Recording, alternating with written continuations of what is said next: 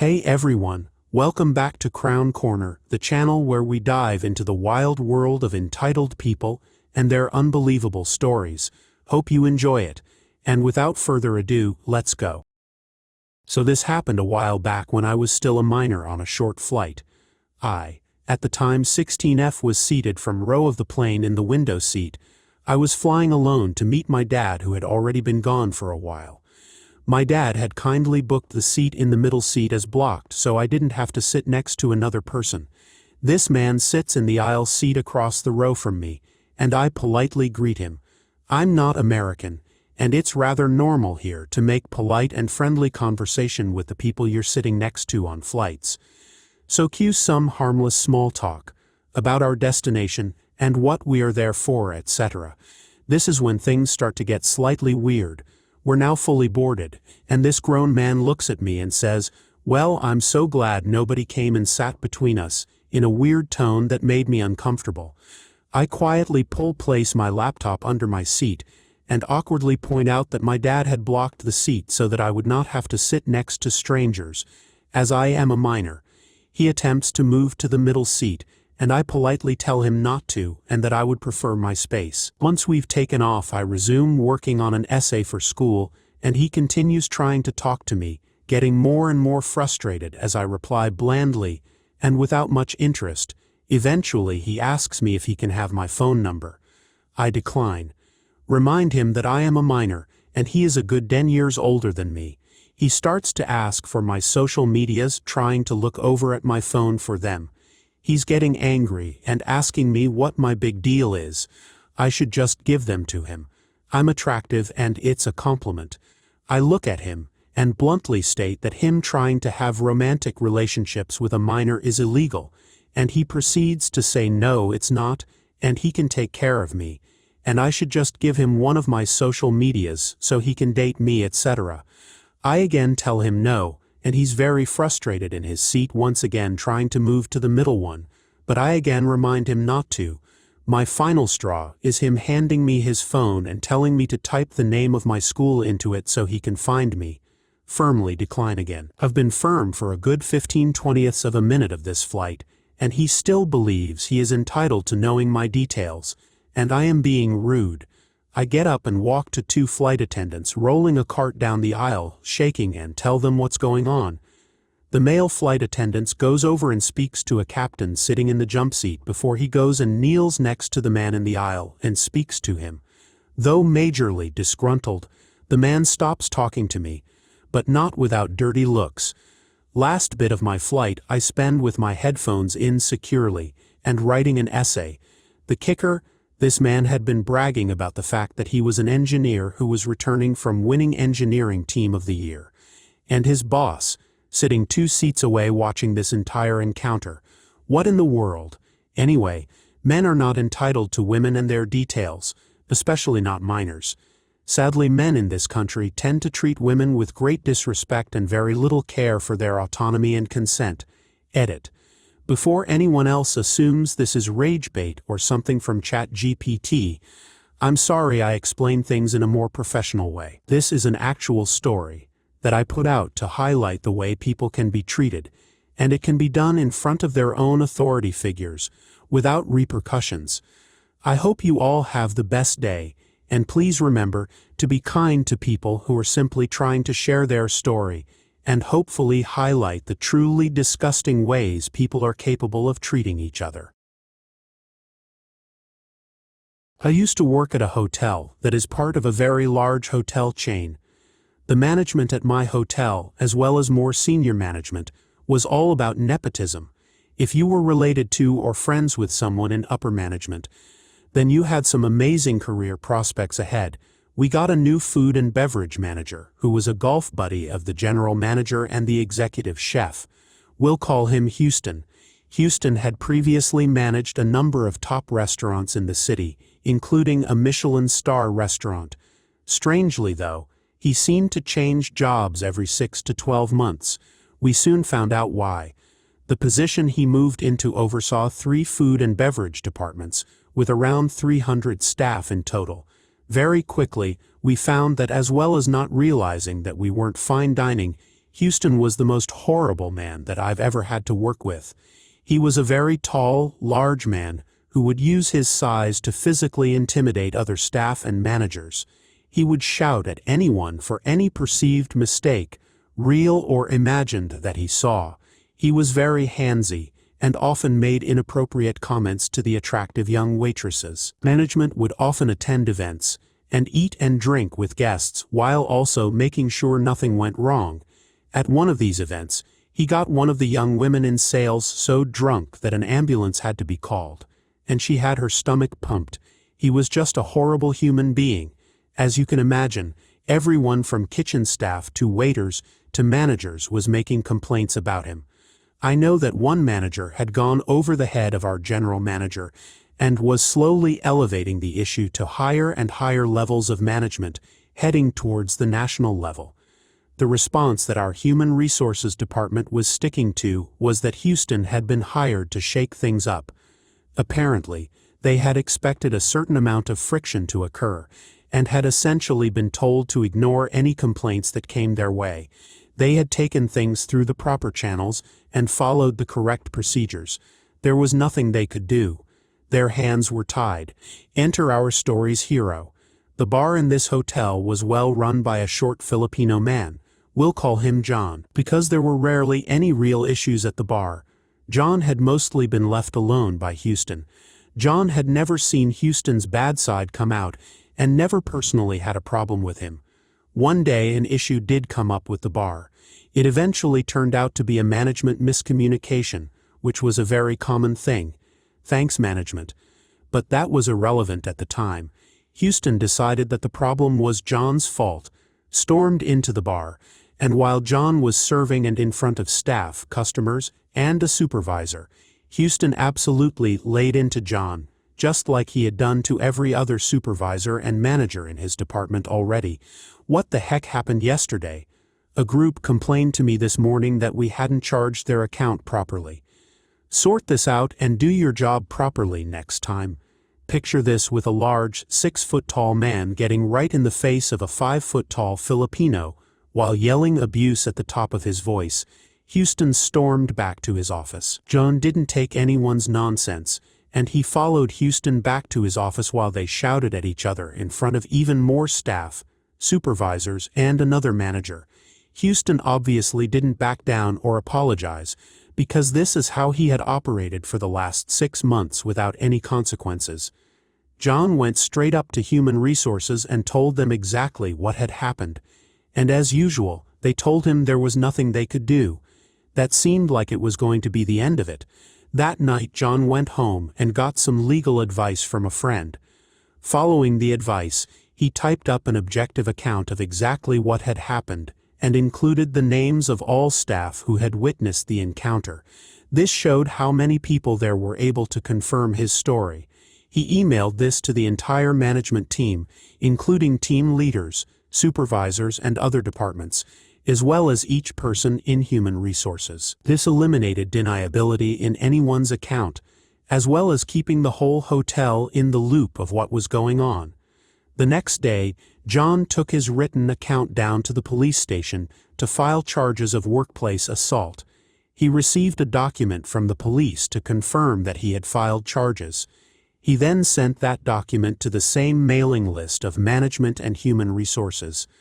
By the time he arrived at work that afternoon, the general manager had started an inquiry into the issue that he had previously been completely unaware of. Human Resources was claiming that they had no idea what had been going on either. This was definitely the first they were hearing of problems with Houston. Over the next few days, everyone in the food and beverage department from team leader up was called into a meeting to discuss their experiences with Houston. At the end of the week, Houston was notified that he was to attend a meeting with the upper management and human resources teams the next day. The next day came, and Houston went into his office, packed up his things, walked into the meeting, and slammed his note of resignation onto the desk. Human Resources agreed to an immediate termination of his contract, and he walked out of the job that afternoon. After he left my hotel, he got a job at a small, very average Mexican restaurant as a sommelier. He lasted about 3 months there. I posted this in another subreddit, and someone recommended I post it here. I hope that's okay. I had somewhat of a revelation this weekend. I'm still processing how I feel about it and considering if I should confront my parents. Anyway, here it is. I believe my parents resent me for starting my own family. I, 40, male, come from a big family. I'm the second oldest of 9 kids. My older sister Jane is just a year older than me. There is a 6-year gap between me and the next sibling. Then my mom had a child every 2 to 3 years. Since Jane and I were the oldest, we always helped with the little kids and the chores around the house. In fact, it was common for my parents and other adults to refer to us as Jane and my name and the kids. It's like Jane and I were not considered children. It's more like we were 2 other adults living in the house. We were homeschooled, so we were home all the time. Part of my job was that I would wake up, make breakfast for the kids, then get them started with their school or activities before I started my own schoolwork. Jane would sleep in because she was more of a night owl, and it was her job to help at night with the baby, because there was always a baby. Jane and I did most of the chores around the house. We took turns either cleaning the kitchen or doing the laundry, of which there was a lot. I did all the guy stuff like mowing the yard and taking out the trash. As I got older, I would delegate some of these chores to my younger brothers, but it was still my responsibility to make sure it got done. Once I was old enough to drive, I would run errands and take the kids everywhere. I can't tell you how many times I would take the kids to things like playdates or doctor's appointments. I would often tuck the kids in bed and tell them stories. To me, these things were all just normal, but looking back on it, I was more like a second dad to the kids than a brother. Jane and I did have a lot of freedom as teenagers to go out with our friends if the chores were done. We didn't have cell phones back then, so if we wanted to go out, we would just tell our parents we were going, and they didn't care as long as we were back by the next morning. I moved out when I was 20, but I still spent a lot of time at my parents' house, and one of my younger siblings was almost always at my house. One brother, JJ, pretty much lived with me since he was 14 because he and our mom didn't get along.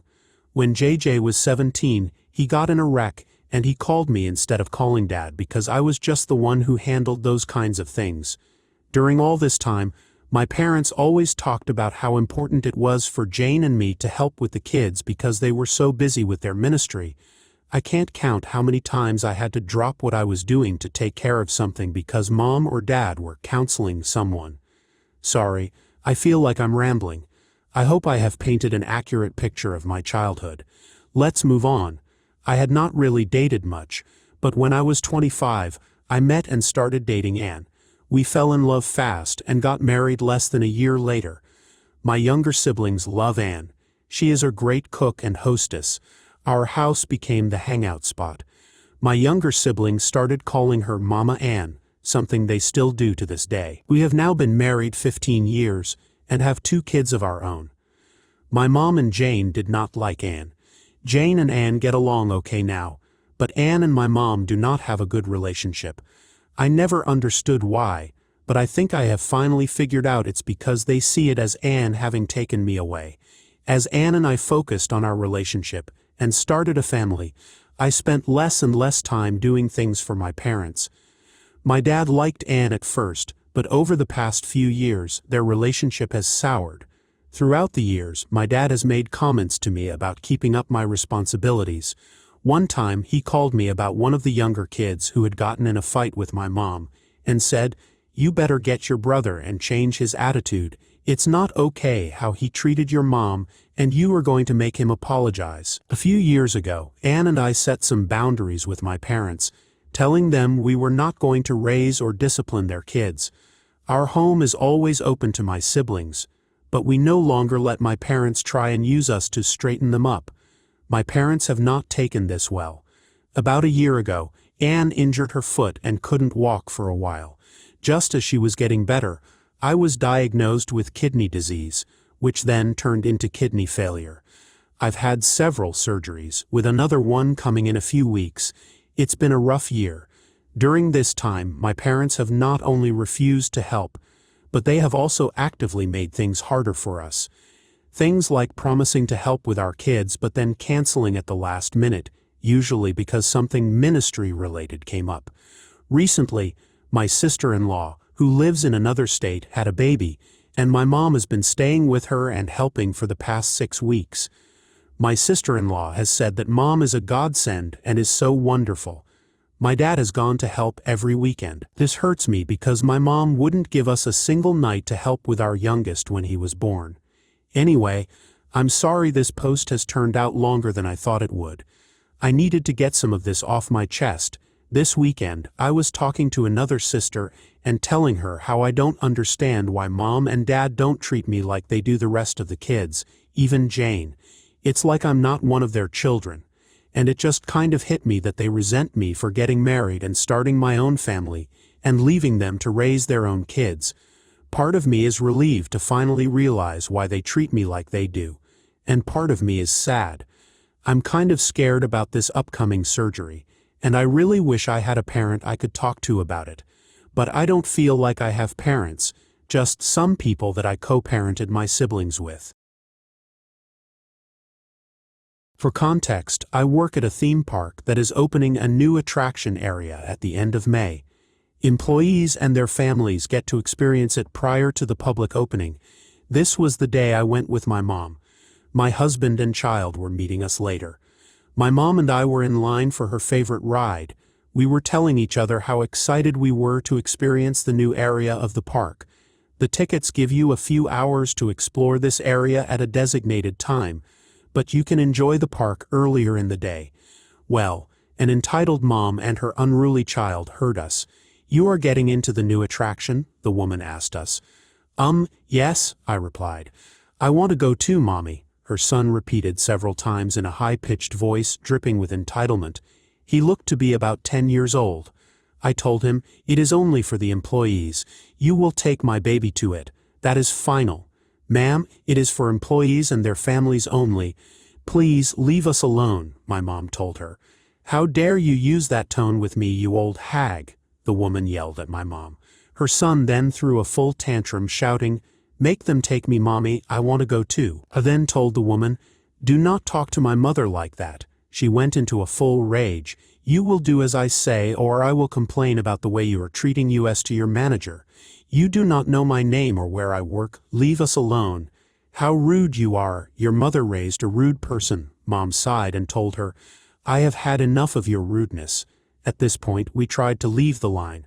My purse was attached to my left shoulder, resting at my right hip. The woman then grabbed my purse and tried to take it away.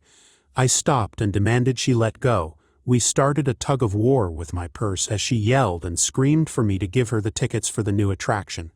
Someone called an employee over from the line. "What is going on?" the employee asked. The woman, of course, rushed to be the first to talk. "This woman stole my purse and the tickets for my son and me for the new attraction." "That is not true. She is the one trying to steal my purse," I said.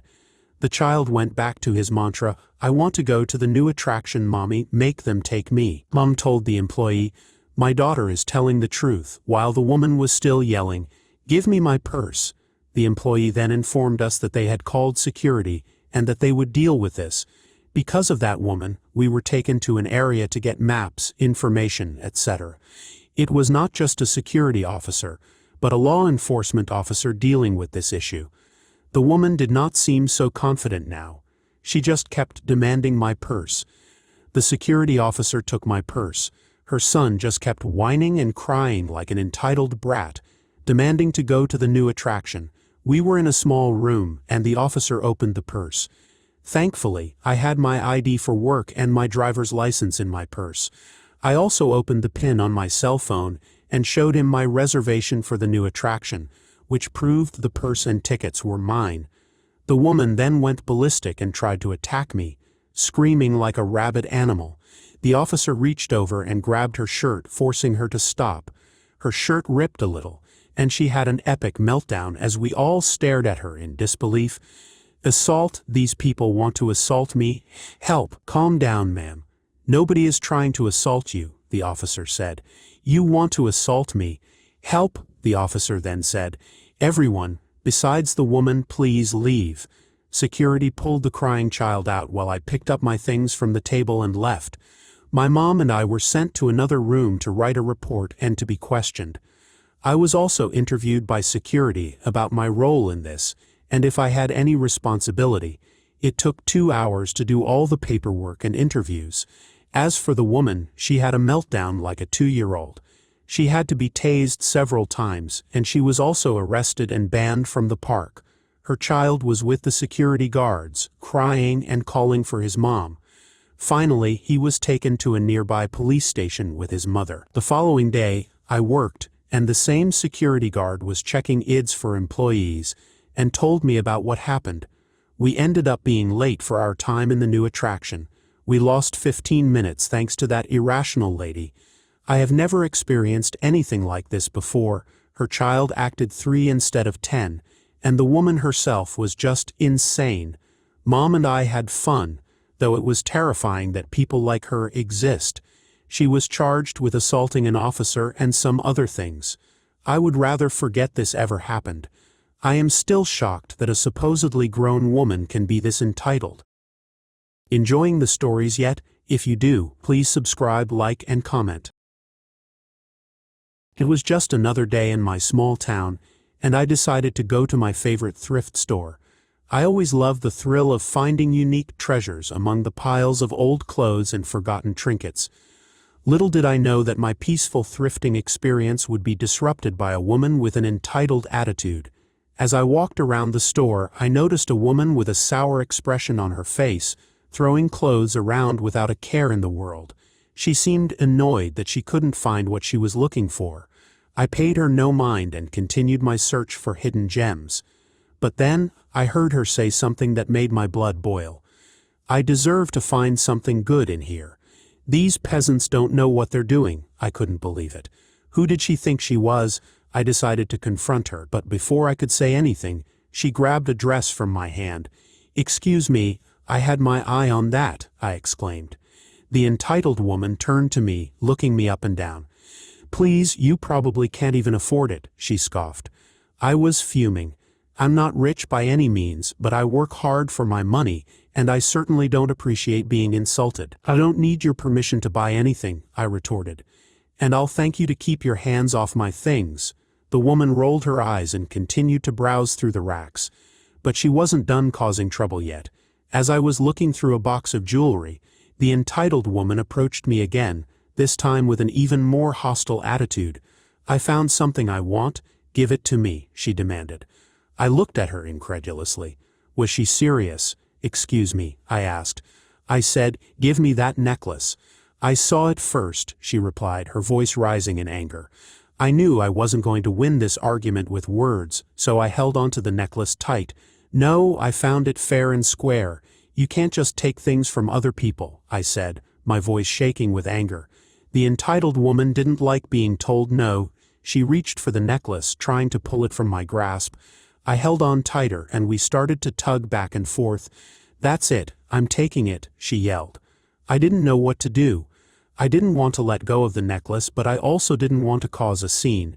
Just as I was about to give up, a store employee walked over. "Is everything okay here?" she asked. The entitled woman sneered at me, then turned to the employee with a sweet smile. "Yes, everything is fine." "This woman was just leaving," she said, pointing to me. I was taken aback. How dare she lie like that? But before I could say anything, the employee spoke up. "Ma'am, I'm going to have to ask you to leave. We don't tolerate aggressive behavior in our store," she said sternly. The entitled woman huffed and puffed, but eventually left the store empty-handed. I was relieved, but also shaken up. I never expected to have an encounter like that in a thrift store of all places. As I left the store, I couldn't help but wonder what had made that woman so entitled and rude. Maybe she was having a bad day, or maybe she was just a terrible person. Whatever the reason, I was glad I stood my ground and didn't let her walk all over me. As I walked away, I heard the entitled woman's voice echo in my head. "These peasants don't know what they're doing." I shook my head, trying to clear the negative thoughts. I didn't want her words to affect me anymore. Instead, I reminded myself of all the amazing finds I had scored at that thrift store over the years. Each piece of clothing or jewelry had its own unique story, and I felt proud to have given them a new home. As I walked down the street, I couldn't help but chuckle to myself.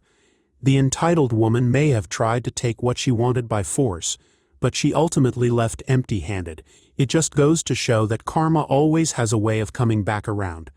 I arrived back at my apartment feeling grateful for the experience. It had reminded me to stand up for myself and not let anyone else dictate how I feel or act.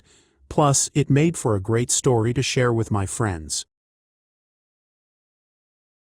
Hi guys, it's my first time experiencing such a situation, so I am a bit confused. Please bear with me, as English is my second language. Some background story.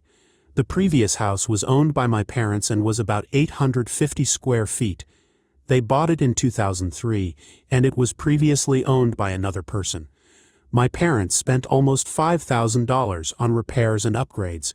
We replaced the floor marble, repainted the walls, upgraded and repaired the bathrooms, checked the pipes, replaced the main door with a French door style, and also upgraded the kitchen. Anyway, back to the story. Recently, my parents bought a new home because they wanted to be near their friends and relatives. Because of that, they are selling the previous house and planning to use the money for upgrading the new house. They hired a real estate agent to help with the process and contractors to check if there were any damages that needed repair or replacement. Last month, a buyer was interested in buying because of the location, near her boyfriend's house. She came a few times to inspect the house and even hired a lawyer to be a witness. My parents didn't mind and tried their best to assist. After a week, she was satisfied and agreed to buy the house and went to the bank to get a loan. That's where the problem started. Let's call her K, and the lawyer LK recently demanded some furniture from the house be given to her. The furniture she requested included the air conditioner, fans, television, closet. She insisted because it was made of wood and marble, and bed frames for 3 of the bedrooms. She even asked the lawyer to write in the contract that my parents willingly gave it to her. My parents didn't want any confrontation, so they agreed except for the bed frames and the closet. When she found out, she became more demanding, asking for discounts, more furniture, and even for my parents to pay the maintenance fee until she moved in. Including when she repaired the house, my parents would have to continue to pay the maintenance fees. My parents were fed up with her and said they wouldn't sell the house if she kept making more demands. She quieted down. After the bank loan was approved the following week, my parents moved out and gave her the keys, temporarily staying with me. This wasn't the end of the story. Last week, she contacted us and demanded my parents pay the repair costs and upgrades for the house. Like what? My parents couldn't keep up with her, so they asked me to handle her. This is the following conversation. K. Where are your parents? I need to speak with them about the house repairs. Me. Miss, did you think you were buying a brand new house? Why would they pay for anything that is under your own responsibility? K. They lied to me. There are a few damages on the walls, so they must repair and upgrade my house for the inconvenience they caused. Me. Am I dreaming? Miss, when the contract was signed and the ownership was transferred, the house repairs and upgrades were no longer my parents' business. K. If they don't do what I ask, I will sue you. Me. Have a good day, miss. After I closed the call, she kept bombarding us with messages and threatened to use a lawyer. I contacted the lawyer she hired. My dad became friends with the lawyer. L told me she had insisted he add an extra condition in the contract without my parents' knowledge, that they must bear the cost of anything up to 3 years. What? Anyway, now I am just waiting for the lawyer's letter, I guess. I'm about to explain my situation in detail, including some background about my parents and the challenges I've faced. If you don't feel like reading, please exit this thread, or you can scroll to the part where I mention what I specifically need help with. I appreciate kind and helpful comments only, please. Thank you. Hi, I'm 20 years old, graduated high school in 2022, and right now I have a part-time job. I'm planning to go back to community college this fall semester, taking online classes after taking a gap year in 2023 to focus on saving money for myself, school, etc. Before my part-time job, I had a full-time job and worked 40 hours each week. I know this is just part of life and how it's never easy, but I seriously don't know what to do. I feel so lost. I'm an only child with no siblings, and I've never had a good relationship with my parents, despite my efforts to put my feelings aside and try to see the good in them. I even gave my mom a Mother's Day card and gift, thinking it would help change things between us. It didn't, and she's still the same person as ever. Update: I officially gave up. To give some background, my mom told me yesterday that she's not going to help in any way with my college because she can't afford it. I'm not really surprised because even in 2023, when I asked for help paying fees, she'd just tell me to use the money in my bank account. If I had the capability to do that, I wouldn't have asked her for help. So that was when I took my gap year in 2023 because I realized I needed to save up money on my own. No one will help. Yes, I applied for federal student aid back then, and recently did again for this school year, but even then, it didn't help cover a lot or enough of the expenses for school, at least in my case. Then, she told me yesterday that I'm going to need to start paying my own phone bill. The specific reason why she can't afford to help me with college is that she has so many bills in the house, and she's too busy sending money to the Philippines every month. My dad is retired and living his best life there now, and the family of my mom's brother is there, her brother's wife, and their 3 kids. She is the one that sends money there and supports them, so she can't help me in any way. She can help them but not me, her only child, not even just a little bit for my education, since she told me my federal student aid can pay for the college tuition and all those other fees, even though I told her it won't help cover enough. I understand her situation since I know that's a lot put on her, but it just seems unfair. Next, the reason why she told me to pay for my own phone bill is that she has to pay $100 a month in total for both of our phones, which is too expensive for her. She told me I could afford to pay my own phone bill. I start paying my own phone bill in 2 weeks. I'm Asian, by the way, specifically Filipino, and my parents have always been mentally and emotionally abusive towards me. My dad would try to get violent with me but hasn't successfully hit me. The root of my mental health problems has always been due to my parents. My mom has always sided with my dad over me. Growing up, my parents have always complained about how I'm so spoiled, how I'm so ungrateful because I get food, a roof over my head, clothes, etc. Even though as a parent, shouldn't that be the bare minimum for what you give your child? Only child, by the way. I've always felt emotionally neglected. My mom has no empathy. She makes everything about herself, projects all her insecurities and what she's gone through in her life and by my grandmother onto me. My dad has no empathy and is the worst dad to exist. I don't even want to go into detail. It's just too much trauma from both of them. I wish they had just gotten divorced. There's a reason why my dad's ex-wife divorced him. Every time I bring something up about my dad, my mom would always tell me, "You should be grateful. He's the one who brought us to America. If it weren't for your dad, you wouldn't be here. You would have been struggling in the Philippines. I should have just left you in the Philippines." To summarize, they're both narcissists and toxic. My mom is a Christian, by the way, and goes to church. My mom is 50 and has a 29-year age gap with my dad. I think my dad is significantly worse than my mom, but I dislike them both. I tried my best, I really did. I had to get a job, my own bank account, get my medical information somehow through the back of my insurance card to request a doctor's appointment, a new passport application, a credit card, and a psychiatrist to help diagnose what I have. Literally anything I can think of. All by myself. At 18 to 19 years old. No guidance, no assistance or help at all from my mom or dad, even when I would ask for help. My mom was the one that wouldn't even allow me to get a job or a credit card while I was already 18. She'd get incredibly mad, just full of rage whenever I would bring up having a job for myself, or even the thought of moving out while in college, because she said my only priority should be school, not anything else. But how am I supposed to save up money for myself then? She won't even help me with school, so I doubt she'll help me with anything else money-wise.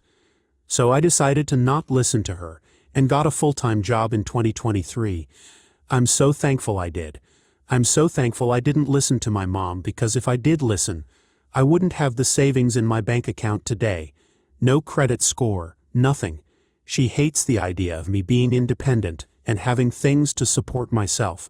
Before anyone thinks, "Oh well, I'm sure your mom cares for you if she bought you something in your room or whatever." Besides the dresser, small TV, bed, just basic furniture that my mom bought from when I was 12 to 15 years old, I purchased all the things in my bedroom on my own. I bought all the clothes in my closet, and some were hand-me-downs given to me. I bought the pairs of shoes I have organized in my room. All the things that I can enjoy for myself in my bedroom, that makes my bedroom my safe space, I bought all on my own. If you're talking about the furniture from when I was younger, then yes, I am grateful for it. Also, the food I eat in my house is basically groceries I buy for myself. I don't ask her to buy me anything food-wise, nor will she, which is fine. She's not obligated to do that, of course. I also have 2 kittens that I love so much, and I make sure to always provide them the best no matter what. So what I specifically need help with is, how do I move out while studying in college and having a job to save up money? I'm really thankful I have a roof, since I don't want to seem spoiled or ungrateful to anyone. But I want to get out of here and have my own space. I feel like I won't be able to fully grow while being stuck in this environment. It's so mentally and emotionally draining knowing that I live in a toxic place with a mom that won't help me, which I know she's not obligated to since I am 20 now.